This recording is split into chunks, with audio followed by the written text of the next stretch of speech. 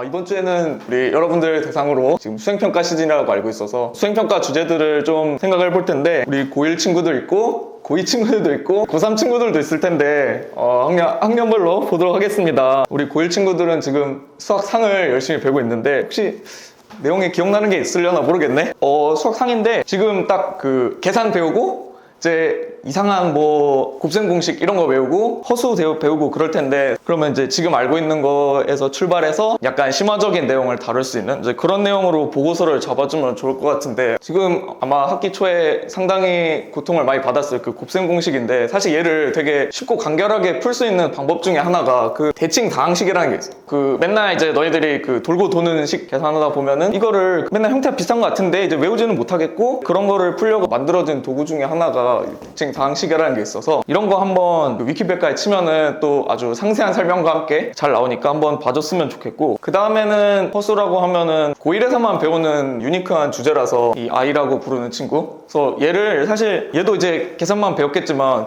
요거를 이제 그림으로 그릴 수 있는 방법이 있어요. 그거를 복소평면이라고 부르고, 이거에 대해서 아마 조금 알아보면은 뭐 수학상에 있는 문제도 쉽게 풀 수 있을 거고, 아마 유의미하고 또 그림이 들어가기 때문에 멋있는 보고서가 되지 않을까, 그렇게 생각을 하고요. 그 다음 마지막 하나 또 추천하고 싶은 게 있다면은, 부등식 배우다 보면은 그 이름을 외우기 힘든 그 코시 슈바르츠라는 게 있어요. 굉장히 유명한 부등식이고 이제 절대부등식이라고 하는 내용인데, 얘를 가지고 얘랑 비슷한 느낌의 이제 어떤 문제 풀 때 이제 깡패처럼 쓸 수 있는 그런 공식이 있어서, 그런 것들 또 조사해서 뭐 이런 부등식이 있다라고 달아주면은 선생님들이 좋아하지 않을까. 그리고 그러면서 선생님한테 물어보면은 충분히 선생님들 눈에도 들고 이제 생기부가 좀 화려하게 찰 수 있을 것 같아요. 그래서 수학상에서 내용을 뽑는다 치면은 한 이 정도 있을 것 같고, 이거 끝나고 이제 2학기 때 들어가는 게 수학하가 있는데 또 완전 결이 다르지.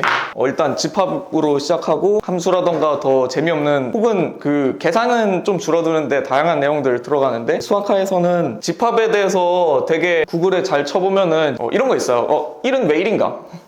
2는 왜 2고 3은 왜 3처럼 생겼는가, 그거를 이 집합을 가지고 정의를 했는데 한번 찾아보면 좋지 않을까. 그래서 보다 보면은 되게 이상한 내용들 많아요. 엄청 큰 숫자, 이제 너희가 알 수 있는 숫자 중에 가장 큰 숫자, 뭐 그거에 대한 내용들도 있고, 아니면 단원 이름이 집합과 명제니까 그 말장난들 있죠. 뭐라 해야 되지? 3단원법? 그런 걸로 시작해서 논리학 비슷한 내용들도 나름 괜찮은 주제가 될 것 같아요. 그리고 그 부분분수라는 게 있어요. 분명히 한 번쯤 본 적 있을 거고, 이상한 유리식 계산하다 보면은 이제 저거 써서 하면 편합니다 이런 내용인데, 이게 2개짜리만 있는 게 아니고 너희가 아는 것처럼 뭐 일반화를 해서 여러 개 항과 어떤 복잡한 식으로 이루어진 유리식에서 얘를 일반화 시키는 것도 인터넷 찾아보면 다 나오니까 이제 그 정도 하면 좋을 것 같고요. 그거 말고는 나머지는 확률 통계랑 겹치는데요. 그래서 그냥 별 생각 없이 이제 구글이나 아니면 선배들 책 펴보고 하면 좋을 것 같아요. 사실 고1은 배우는 게 없어가지고 뭔가 확장해서 쓰기도 어려울 것 같고, 그래서 이 정도 하던가, 아니면은 그 이제 수업 시간에 시키는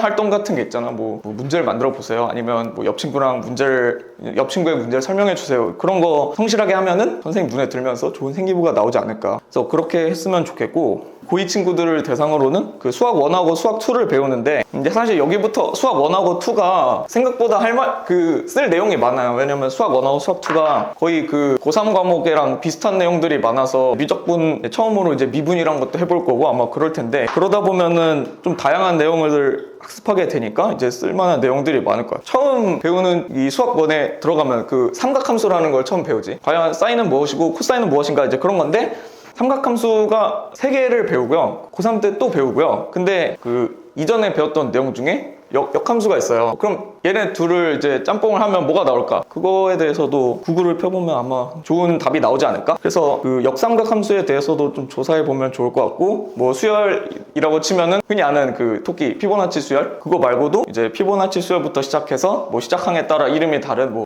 사람 이름 붙는 수열들 되게 많으니까 한번 알아보면 되지 않을까. 루카스 수열이라고 부르는 게 있어요. 그런 거. 그래서 사람 이름 붙은 거 좀 찾아보고, 그 다음에 점화식 귀납적 정의라고 부르는 점화식에서도 이게 유형마다 푸는 방법이 되게 다양하기 때문에 한번 정리를 해보면 좋은 보고서가 될 것 같아. 그래서 그 정도 하고, 사실 그 위키백과 들어가서 과목 이름을 치면은 그 단원명이 쭉쭉 나오는데, 거기에서 그 링크를 이제 타고 들어가다 보면은 이건 뭐지 싶은 게 계속 나와. 그래서 걔를 위주로 좀 탐구를 했다 정도 해서 완벽한 보고서일 필요도 없고, 그냥 나는 이제 위키백과에서 이걸 봤고요, 이걸 봤는데 증명이 이렇게 생겼답니다 정도 해주면은 그것만 하고, 이제 생기부에 들어갈 때는 이거는 이제 이런 보고서를 작성함 아니면 이런 어려운 내용에 대해서 탐구함으로 들어가니까 너무 부담 갖지 않고 그냥 편하게 보고서를 썼으면 좋겠어요. 그리고 수학 2부터는 우리가 그 흔히 미적분이라고 부르는 미적분 시작인데 교과서에 있는 설명이 사실 그 엄밀한 설명이 아닌 부분이 많아서 그거를 한번 그 문서 좀 읽어가면서 증명을 해보면 되지 않을까. 그래서 함수의 극한은 왜 함수의 극한이고 정의라던가 아니면 연속은 어떻게 정의하는가 그걸 찾다 보면은 그 입실론 델타라고 하는 내용이 나오니까 그것도 한번 읽어보면 좋을 것 같고, 그리고 고3들이 가장 많이 쓰는 것 중에 하나가 로피탈? 거의 계산할 때 깡패로 쓰는 건데 그것들도 좀 증명해 보면 좋을 것 같고, 그 다음에 가장 괜찮다고 생각한 주제는 미적분의 그 삼각치환이라는 게 있는데 분명 그 다 안 배우고 2개만 배운단 말이야. 그러면 걔는 왜 2개밖에 우리가 안 배우는 걸까? 라고 생각하면은 아까 했던 그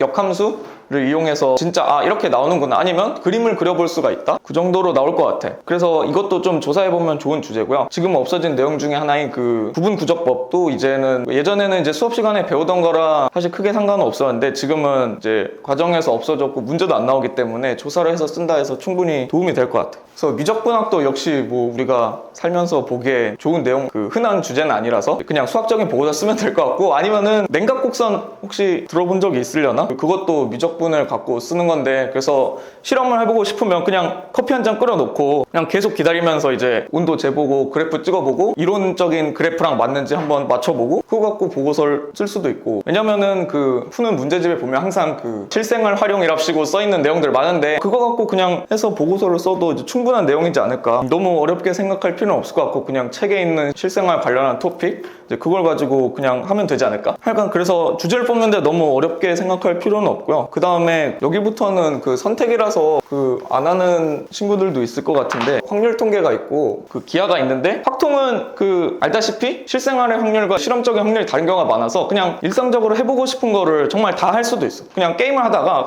카드팩에서 카드가 나올 확률 몇 개를 까가지고 내가 원하는 거 몇 개 얻을 확률, 그런 걸 주제로 보고서를 써도 괜찮고, 이런 지우개를 던져서 얘가 바닥에 딱 서 있을 수 있는 그런 확률 충분히 해볼 수 있는 거라서 이런 간단한 주제도 해보면 좋을 것 같고, 내가 했던 것 중에 하나는 뭐가 있었냐면 지금 학생회장 선거를 하죠. 학생회장 선거를 하면은 지금 이제 그 대학생이 된 친구들을 아마 전화를 많이 받는데 02로 시작하는 번호에서 항상 딱 전화 받으면은 이제 여론조사 기관 어쩌고 하면서 우리가 바로 끊는데, 그거를 이제 학교 안에서 하면은 되게 괜찮아요, 주제가. 왜냐면은 학생회장 선거날 이제 투표를 하고 그냥 애들 붙잡고 물어봐, 누굴 찍었냐. 이거 물론 이제 하면 안 되는 짓이긴 한데 어쨌든 그렇게 해서 출구조사를 한 다음에 그거를 가지고 이제 통계적 분석을 시작하면 이게 보고서가 나와요. 공약을 보기 전에 어떤 호감도를 이제 1에서 5로 표시해 주세요, 이런 거 하고, 공약 보고 후보자 토론회 한 다음에 또 이제 1에서 5까지 표시해 주세요 하고, 그러면 이제 여기 데이터가 나오겠지. 근데 물론 이 표본을 뽑는 과정에서 그것도 쓸 수가 있어요. 그 이미 추출, 그러니까 랜덤하게 뽑는 것도 사실 되게 중요한 내용이고, 그래서 나는 어떻게 했었냐면 그 학번을 쭉 늘어놓은 다음에 무작위 몇 명 해서 그 친구들한테 물어봤었고, 그래서 층화 추출이라 그래서 이제 각 학년마다 이제 몇 명씩 혹은 각 반에 몇 명씩, 그 정도는 엑셀을 가지고 충분히 할 수 있는 거라 그런 추출 과정을 했다. 그 다음에 이제 데이터를 다 받은 다음에 여기서 이제 그 확통 뒤에 나오는 거 그냥 그대로 하면 돼. 평균 구하고요, 이 호감도들에 대한 평균 구하고 분산 구하고 표준 편차 구해보고 95% 신뢰 구간 구해보고 99%도 구해보고, 그런 거 해서 이렇게 했다. 그래서 실제 결과랑 비교했을 때 대충 뭐 예상한 대로 나온 것 같다 정도? 그렇게 하면 좀 스케일 큰 보고서를 만들어낼 수가 있지. 그것도 괜찮았고요. 또 뭐가 있냐면 그 확통 공부한 사람들은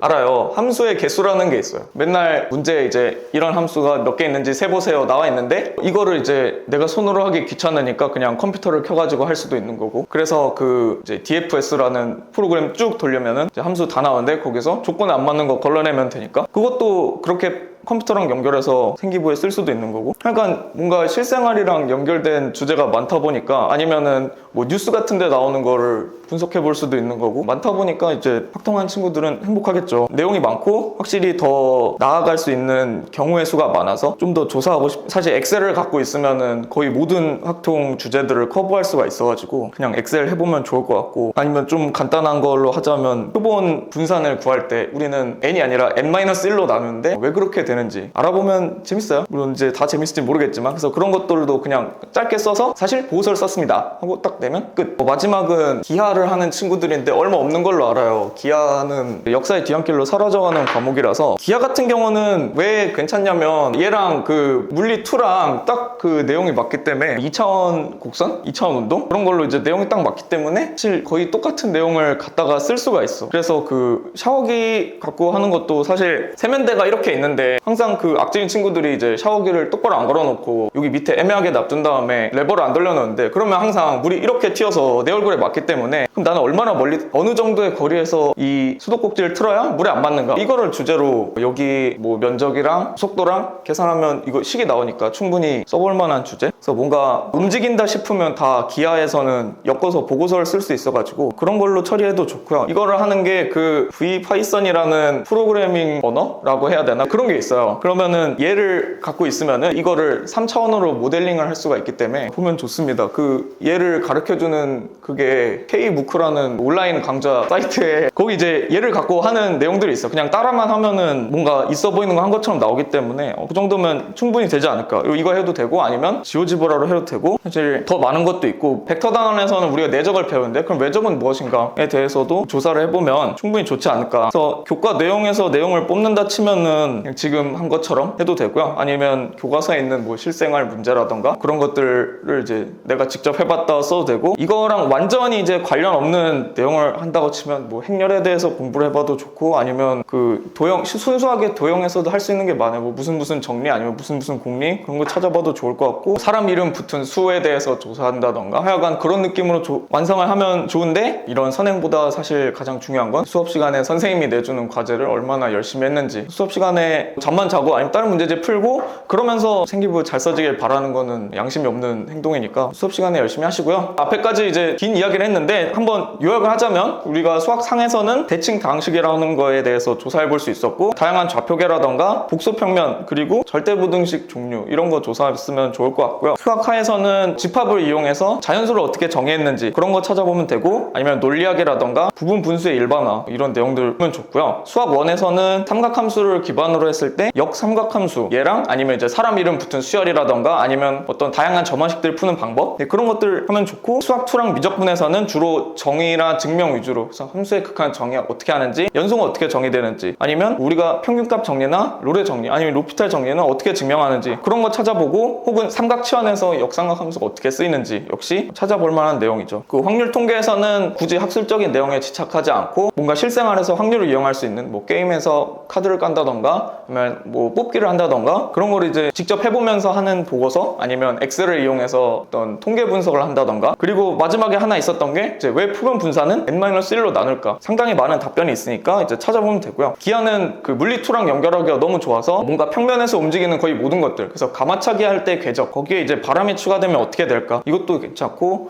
뭔가 그냥 뭔가를 던졌을 때 나오는 포물선 운동을 나타낼 수 있는 것도 기하라서 그것도 좋고요. 아니면 학술적인 내용 하고 싶으면 벡터는 내적도 있는데 그럼 외적도 있죠. 그럼 외적은 뭔데? 약간 이런 느낌? 두 개가 이제 성질이 전혀 다르니까 한번 찾아보면 재밌을 것 같고, 그러고 이제 교과랑 완전 상관이 없는 내용 한다 치면은 행렬이라던가 아니면 진짜 도형이라던가 아니면 사람 이름 붙은 수, 뭐 무슨 수 이런 게 있어요. 그런 거 찾아서 이제 보고서를 쓰시면 되겠습니다. 오늘 여기까지 하고요. 다음에 뵙겠습니다. 끝!